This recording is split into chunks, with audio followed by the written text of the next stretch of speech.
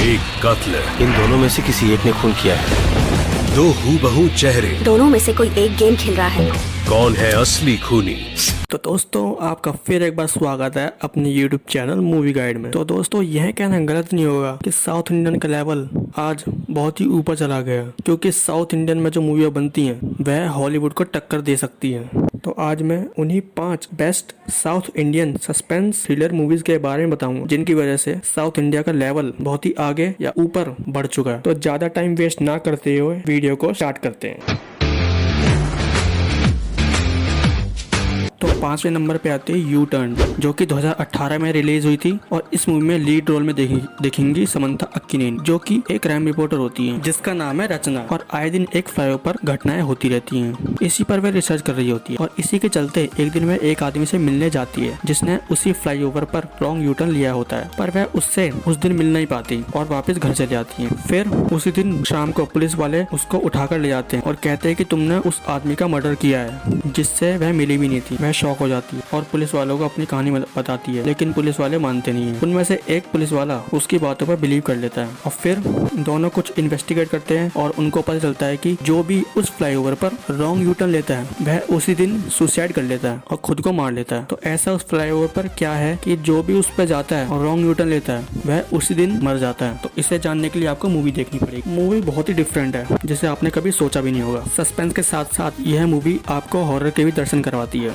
मैंने इस मूवी का लिंक डिस्क्रिप्शन बॉक्स में दे दिया है, तो जाके तुरंत देखिए। नहीं अभी नहीं, पहले पूरा वीडियो देखने के बाद। चौथे नंबर पे मूवी है मायावान, जो कि 2017 में रिलीज हुई थी। इस मूवी में लीड रोल में दिखेंगे संदीप किशन, जो कि इस मूवी में पुलिस इंस्पेक्टर होते हैं जिनका नाम है प्रमोद, और वह बहुत ही होनहार होते हैं और बहुत ही ईमानदार होते हैं। तो कहानी के शुरू में ही उनके साथ एक हादसा हो जाता है जिससे कि उनकी मानसिक स्थिति बहुत ही खराब हो जाती है और वह वापस ड्यूटी पर जाने के लायक नहीं होते। फिर मूवी में लगातार मर्डर होना शुरू हो जाते हैं और सभी मर्डर में एक ही तरह का पैटर्न होता है, जो कि इस मूवी को इंटरेस्टिंग बनाता है। और फिर सारे मर्डर्स के किलर तो अलग अलग होते हैं, लेकिन मर्डर करने का तरीका वो बिल्कुल सेम होता है, जिसको देखने के बाद आप भी शॉक हो जाओगे। तो क्या प्रमोद इस मर्डर मिस्ट्री को सॉल्व कर पाते ही नहीं कर पाते, और ये मर्डर क्यों हो रहे हैं, इसके पीछे क्या राज है, इसे जानने के लिए आपको मूवी देखनी पड़ेगी। इस मूवी का लिंक भी डिस्क्रिप्शन में दिया है और इसकी रेटिंग है 7.3 out of 10 and 95% Google user ने इस मूवी को पसंद किया है। तो तीसरे नंबर पर मूवी है गूढ़ाचारी, जो कि 2018 में रिलीज हुई थी और इसको हिंदी में भी डब किया गया है, जिसका नाम है इंटेलिजेंट खिलाड़ी,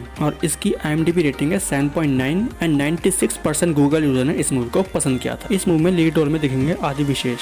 बात करें कहानी की, तो कहानी में गोपी होता है जिसके फादर रॉ एजेंट होते हैं और किसी मिशन में मारे जाते हैं, और तभी से गोपी का ड्रीम होता है कि वह भी रॉ एजेंट बने, लेकिन बन नहीं पाता। बहुत कोशिशों के बाद वह त्रिनेत्र एजेंसी में जॉब पा लेता है और वहाँ एजेंट बन जाता है, जो कि रॉ के अंदर ही ये एजेंसी आती है। फिर कहानी में त्रिनेत्र एजेंसी के चीफ का मर्डर हो जाता है और सारा इल्जाम गोपी पर लग जाता है। फिर वह अपने सर पर लगा हुआ इल्जाम हटाने की कोशिश करता है और पता लगाने की कोशिश करता है कि एजेंसी के अंदर ही वह आदमी कौन है जो चीफ का मर्डर कर सकता है और मुझे फंसाने की कोशिश कर रहा है। कहानी सुनने में तो बहुत सिंपल लगती है, लेकिन जब आप देखोगे तो बहुत ही शॉक रह जाओगे, क्योंकि ये कहानी बहुत ही आउटस्टैंडिंग है। जब आप इस मूवी को देखोगे तो टाइगर जिंदा है जैसी मूवी को भूल जाओगे।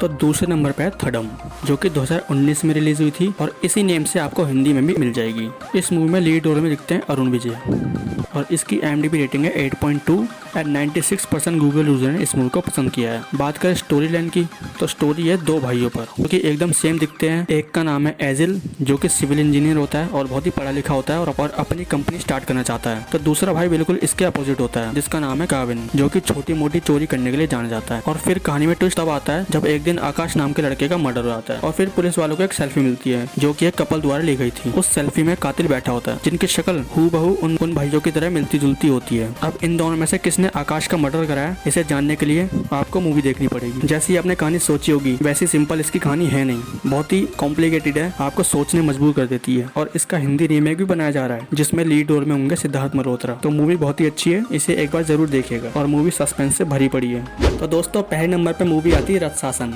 जो कि 2018 में रिलीज हुई थी और इसका हिंदी नेम है मैं हूँ दंडाधिकारी। इस मूवी में लीड रोल में दिखते हैं विष्णु विशाल और इसकी IMDb रेटिंग है 8.7, जो कि बहुत बहुत ही जबरदस्त है और 98% गूगल यूजर ने इस मूवी को पसंद किया है। बात करें इसकी स्टोरी लाइन की तो मूवी में अरुण कुमार होते हैं जिनका ड्रीम है फिल्म मेकर बनना, लेकिन बन नहीं पाते हैं। तो आगे लाइफ को बढ़ाने के लिए वह पुलिस ज्वाइन कर लेते हैं। तभी उनके पास केस आता है जो कि टीनेज लड़कियों को उठाकर उनका बेरहमी से कत्ल कर देता है और एक डॉल उनके घर के आगे लटका के चले आता है जो कि दिखने में बहुत ही डरावनी लगती है। तो अरुण कुमार इस मिस्ट्री को अपने फिल्मी अंदाज में सॉल्व करता है जो कि देखने में बहुत ही दिलचस्प लगता है। और आगे चल के क्या अरुण कुमार साइको किलर को पकड़ पाता है नहीं पकड़ पाता, इसे जानने के लिए आपको मूवी देखनी पड़ेगी। और जैसा आपने क्लाइमेक्स सोचा होगा उसके बिल्कुल अलग है जो कि आपको सोचने पर मजबूर कर देता है। और कहानी में विष्णु विशाल की एक्टिंग तो बहुत ही जबरदस्त है और साइको किलर तो बहुत ही डिफरेंट है और स्टोरी बहुत ही अलग है। कहानी में सस्पेंस कूट कूट के भरा और रथ शासन जैसी मूवी कभी नहीं बन सकती। तो ये थी साउथ की 5 सस्पेंस थ्रिलर मूवीज़।